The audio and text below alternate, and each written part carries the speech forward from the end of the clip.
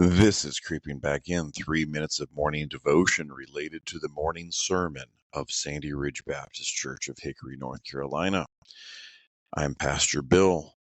The morning message in question is June the 8th, where we discussed Romans 9:27 and 28, which was a quotation of Isaiah chapter 10, verses 22 and 23, which makes reference of though you will have seed as numerous as the sand of the sea, yet there will be only a remnant that will return.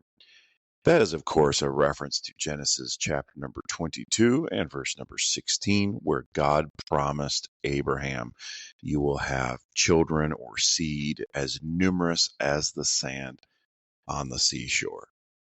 So it is. Then we are reminded during that sermon that the Lord often works with fewer. Minute 2. We're reminded of Judges chapter number 6, where God shows up and talks to Gideon and says, hello there, mighty man of valor. The remainder of chapter 6 deals, of course, with Gideon having a confirmation once or twice that he is supposed to be the leader of God's people. Judges 7 then brings us to him finding his army to defeat Midianites. Verse number 2 says, the Lord said to Gideon, the people with you are too many for me to give the Midianites into their hand, lest Israel boast over me, saying, my own hand has saved me. Now therefore proclaim in the ears of the people, saying, whoever is fearful and trembling, let him return home and hurry away from Mount Gilead. Here you can see that God's people would be tempted to assume that they had brought this great victory if there's too many of them. Minute 3. In your life today, you're going to be tempted to stack the odds in your favor through what we might call the arm of flesh.